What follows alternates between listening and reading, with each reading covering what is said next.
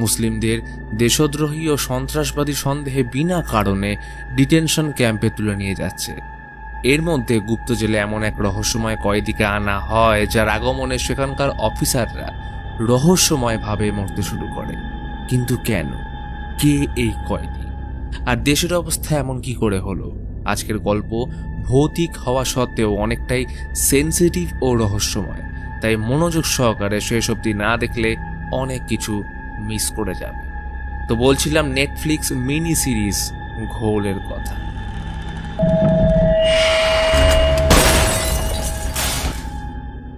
সময়টা সুদূর ভবিষ্যতের। দেশে অরাজকতা, দুর্নীতি ও অপরাধ চরম সীমায় পৌঁছে যাওয়ার কারণে এখন মিলিটারি শাসন চলছে। যদি কেউ বিরুদ্ধে যায় বা অ্যান্টি ন্যাশনাল মুভমেন্ট শুরু করে, তাহলে তাদের বন্দি বানিয়ে সিক্রেট ডিটেনশন ক্যাম্পে পাঠিয়ে দেওয়া হয়। তবে বেশিরভাগ ক্ষেত্রে পরে তাদের খুঁজে পাওয়া যায় না। ফলে দেশে বিদ্রোহ দেখা দিয়েছে, তার উপর বহু আতঙ্কবাদী আক্রমণও বেড়েছে। ফলে এইসব ঘটনা রুখতে ন্যাশনাল প্রোটেকশন স্কোয়াড এনপিএস গঠন করা হয়েছে। এনপিএস এর একটা টিম সন্ত্রাস দলের মাস্টার মাইন্ড আলী সাইদের ডেরা দ্য অর্কিড স্টারে তাকে জীবিত ধরতে লুকিয়ে প্রবেশ করেছে। বিগত 10 বছর ধরে এই আলী সাইদকে এনপিএস পাগলের মতো খুঁজছে। সেখানে প্রবেশ করতেই একটা অদ্ভুত লোককে তাদের দিকে এগিয়ে আসতে দেখে, যার গোটা শরীর ক্ষতবিক্ষত, বিশেষ করে পেট। লোকটাকে থামতে বললে দাঁড়ায় না, কেমন এক ঘোরের মধ্যে বলে যাচ্ছে, ওখানে সবাই মারা গেছে, কেউ বেঁচে নেই। এনপিএস তাকে উপেক্ষা করে ভিতরে ঢুকতেই দেখে আলী একা চেয়ারে বসে এবং তার আশেপাশে পড়ে রয়েছে একাধিক লাশ। এ এক ভয়ানক নারকীয় দৃশ্য।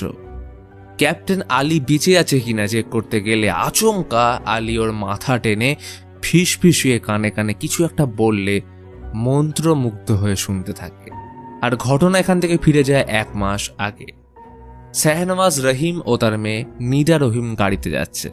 দেশের সরকার, এনপিএস এদের উপর থেকে রহিমের আস্থা উঠে গেছে, কারণ এরা তাদের নিয়মবিধি, বই এবং যে কোনো প্রতিবাদী বা সত্তার বিরোধী শিক্ষার বিষয়বস্তু জ্বালিয়ে ফেলছে।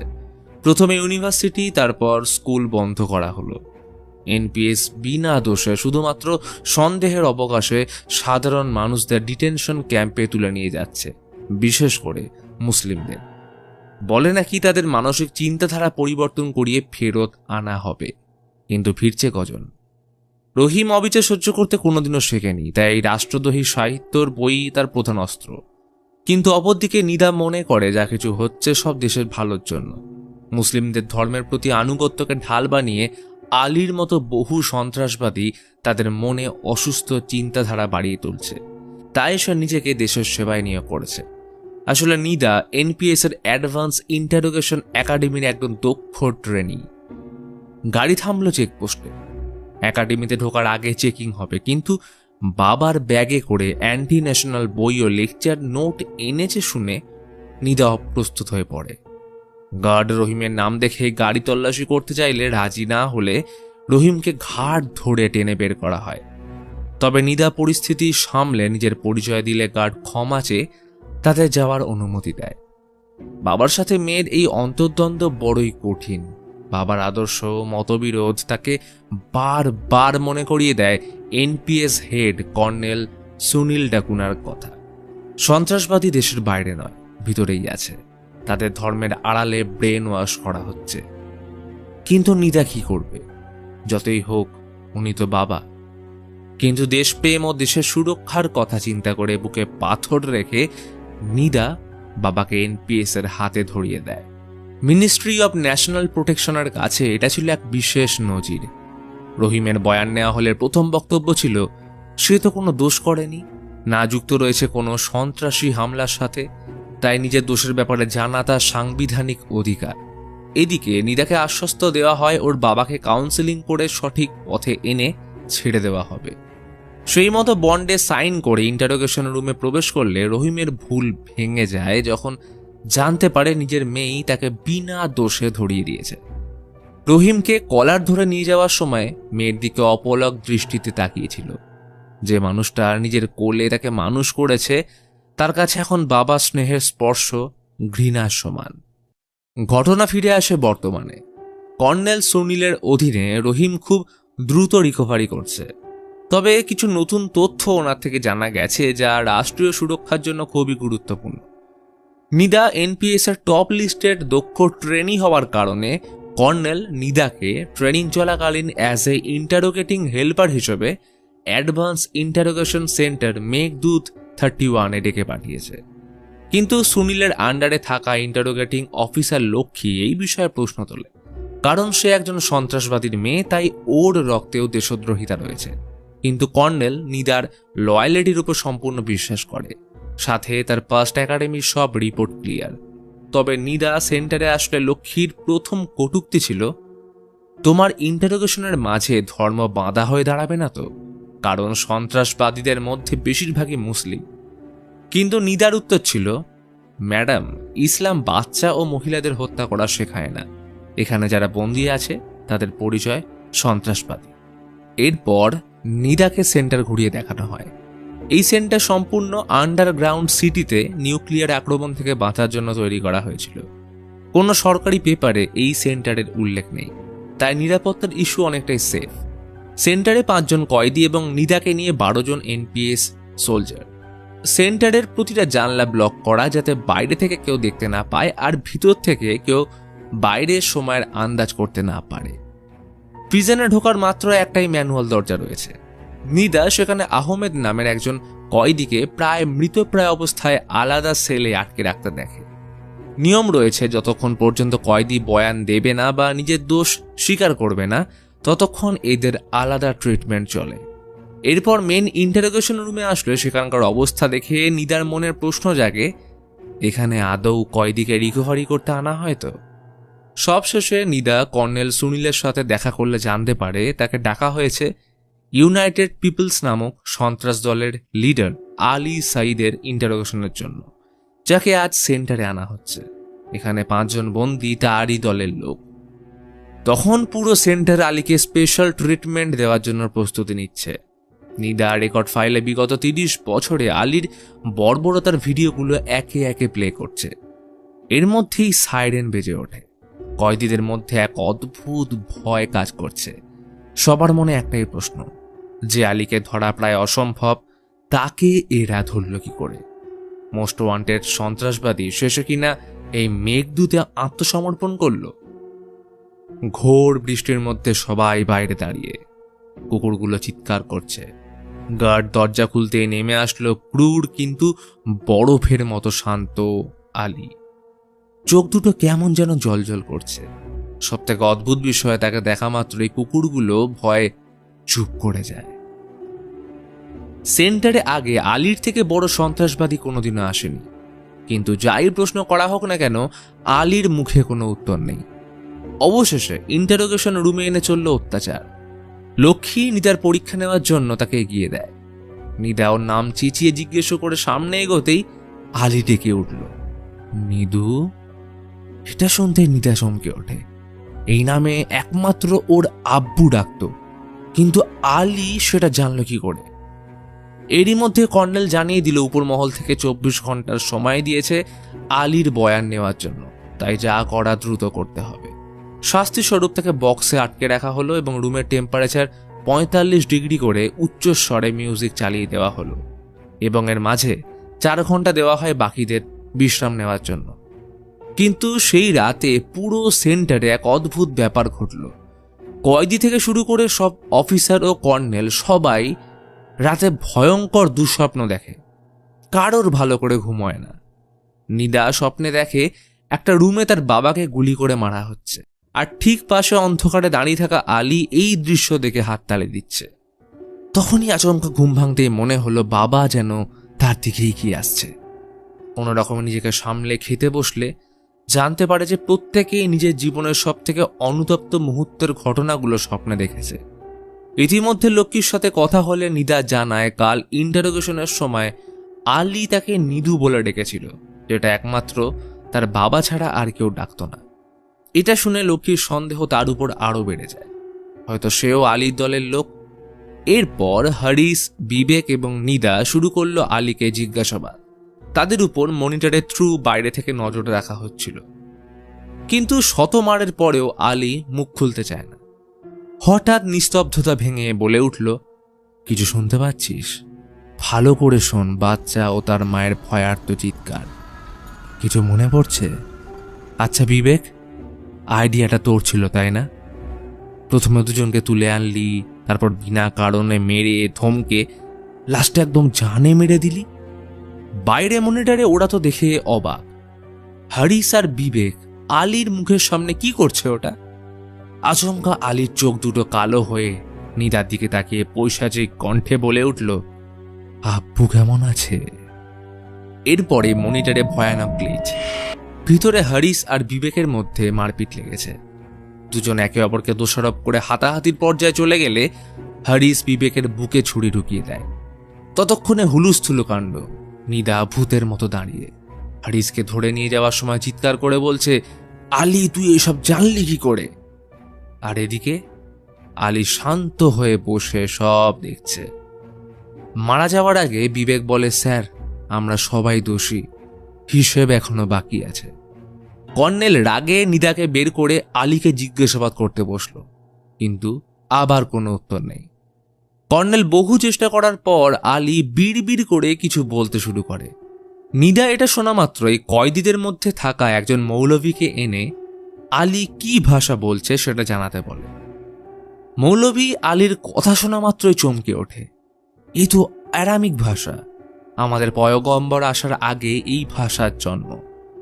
আলীকে আমি ছোট থেকে চিনি, কিন্তু এই ভাষা ওর পক্ষে জানা সম্ভব নয়। আলী একটা কথাই বারবার বলছে, কাজ সম্পন্ন হবে, পাপীকে তার পাপ মনে করিয়ে শাস্তি দেওয়া হবে।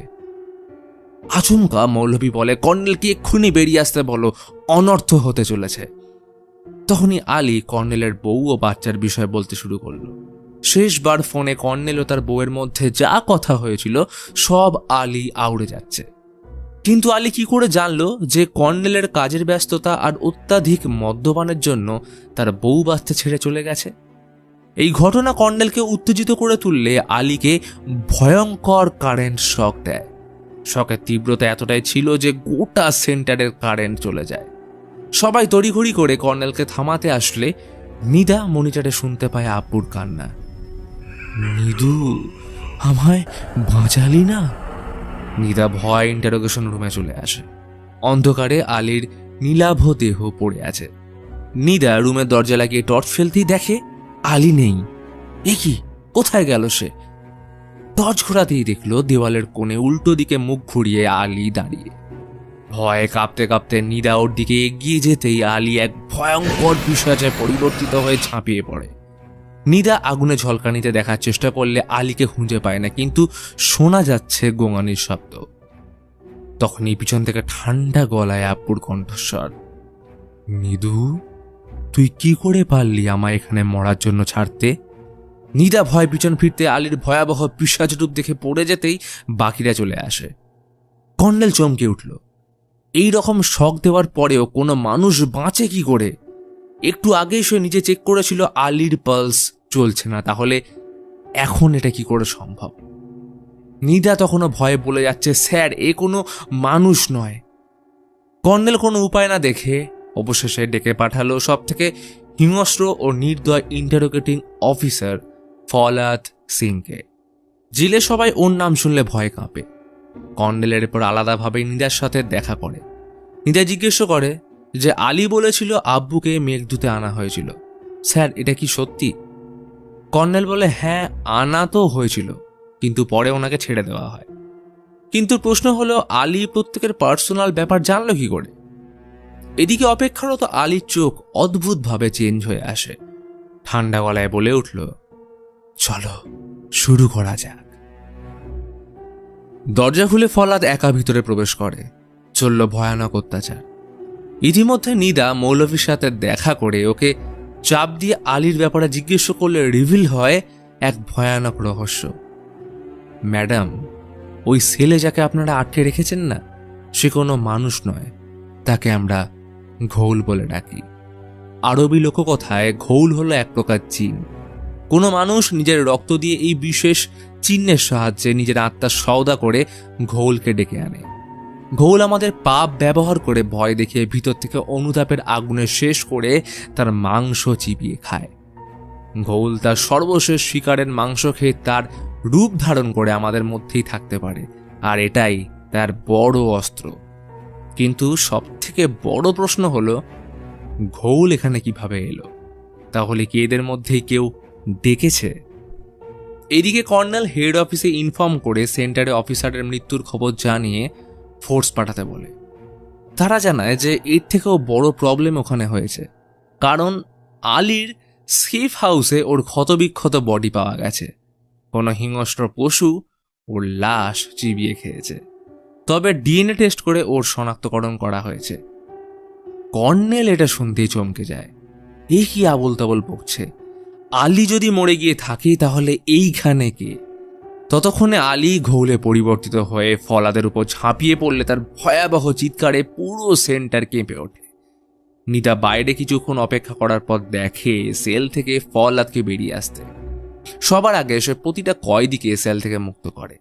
এই সুযোগে নিদা ইন্টারোগেশন রুমে আসলে হাত পা ঠান্ডা হয়ে যায়, কারণ সেখানে ঘোল ফলাদকে উল্টো করে ঝুলিয়ে তার বুক থেকে চিড়ে গলা কেটে ঝুলিয়ে রেখেছে।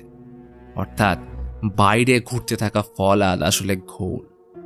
তখনই ঘোল নিদাকে তাড়া করলে সে কোনো রকমে প্রাণ বাঁচিয়ে পালাতে থাকে। অবশেষে প্রিজনের এন্ট্রান্সে কোনো রকমে পৌঁছলে কর্নেল সঠিক সময়ে দরজা খুললে নিদা ঘোলের হাতে মারা পড়তে পড়তে বাঁচে। ভয় কাঁপতে কাঁপতে জানায় ঘোল ফলাদকে মেরে সব কয়েদিকে মুক্ত করে দিয়েছে।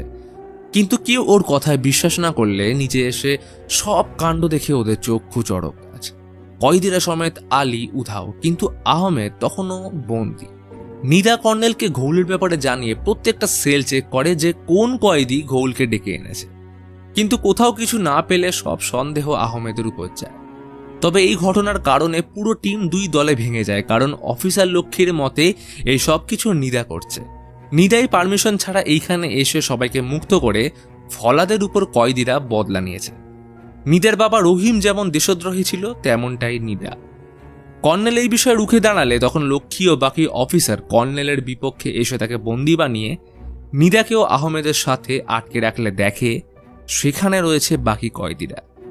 নিদা নিজেকে বাঁচানোর জন্য আহমেদকে ঢাল বানালে মৌলভী বলে, এইভাবে কত নির্দোষের প্রাণ নেবে তোমরা?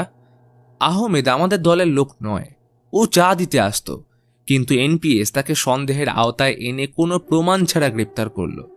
বেচারাকে এখানে এসে জিজ্ঞাসাবাদ করার পর কিছু জানতে না পারলে হরিশ ও বিবেক ও চোখের সামনে বউ আর বাচ্চাকে গুলি করে মেরে ফেলে।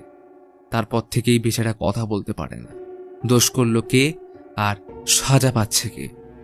এখানে মিথ্যে দেশপ্রেমের নামে নির্দোষ মানুষের উপর যে কত অকথ্য অত্যাচার চলছে শুধুমাত্র মুসলিম হওয়ার কারণে, সে সত্যিটা কজন জানে? তখনই নিদার নজর পড়ে দেওয়ালের গুলির চিহ্নর দিকে। এই রুমটাই তো সে সেদিন স্বপ্নে দেখেছিল। অর্থাৎ এটাই সেই জায়গা যেখানে কয়েদিদের মারার জন্য নিয়ে আসা হয়। আসলে সন্দেহের আওতায় রিকভারি করার নামে ধরে আনা হয় নির্দোষ মানুষগুলোকে, কিন্তু তাদের থেকে কিছু জানতে না পারলে এইখানেই মেরে ফেলা হতো। অর্থাৎ এনপিএস ও সরকার এতদিন দেশপ্রেম ও সন্ত্রাসের মোড়কে নির্দোষ মুসলিমদের সাথে সবার অজান্তে এই সব করে চলেছে। নিদার বাবা রহিম কোনোদিনই দেশদ্রোহী ছিলেন না, বরং তিনি অনাচারের বিরুদ্ধেই লড়ছিলেন। আর সেই মানুষটাকে নিদা নিজের হাতে এনপিএস এর হাতে তুলে দিয়েছিল রিকভারি করার নামে, কিন্তু এরা তাকে মেরে ফেলেছে।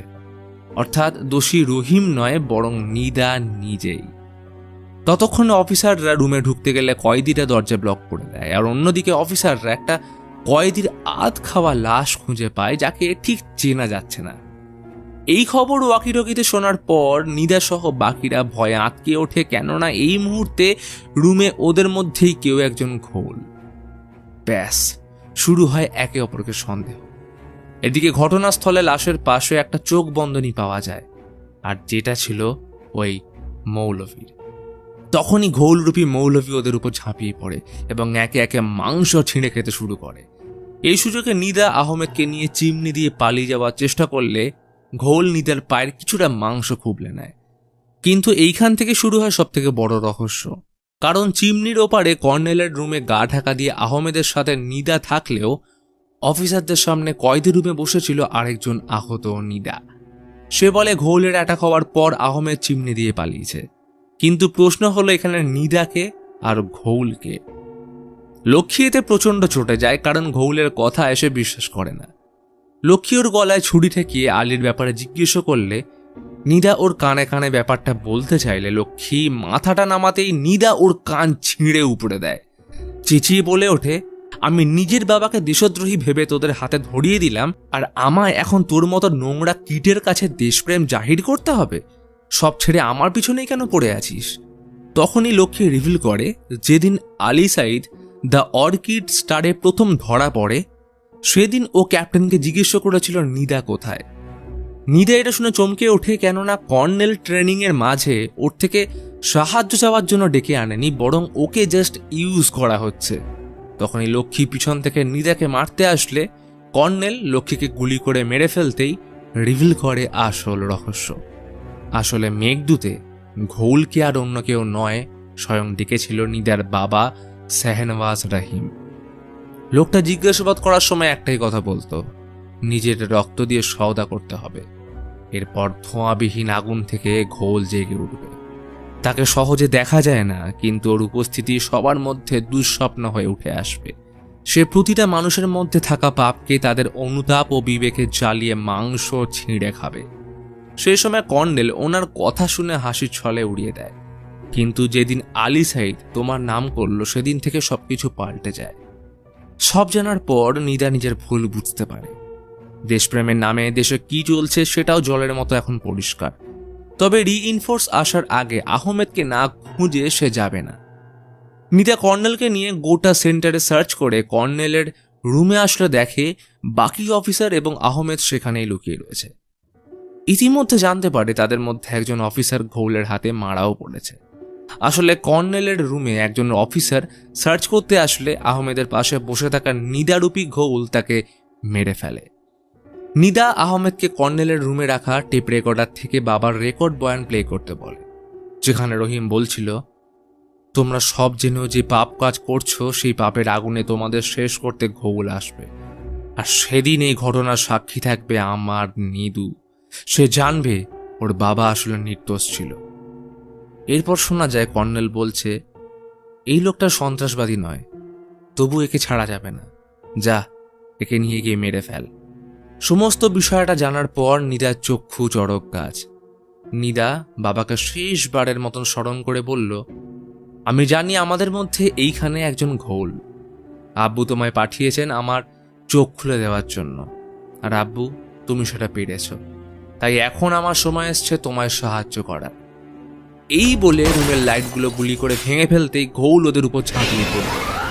রুম থেকে আসছে ভয়ঙ্কর চিৎকার, যেন এটাই জাহান্নাম। নিদা কাঁচ লক্ষ্য করে গুলি করতেই দেখলো বাইরে এখন দিন, পালাতে সুবিধা হবে। তাই আহমেদকে নিয়ে দ্রুত বেরিয়ে আসতেই কর্নেলের উপর ঝাঁপিয়ে পড়ে ঘোল, সাথে সাথে একটা বিস্ফোরণ। নিদা বৃষ্টির মধ্যে বাইরে আসলে দেখে পুরো সেন্টার এনপিএস এর টিম ঘিরে ফেলেছে। সবাই ওদের দিকে বন্দুক তাক করে দাঁড়িয়ে। নিদা চিৎকার করে বলল, কেউ বেঁচে নেই, সবাই মারা গেছে। কিন্তু কথাটা শেষ করতে পিছন থেকে এগিয়ে আসে কর্নেল।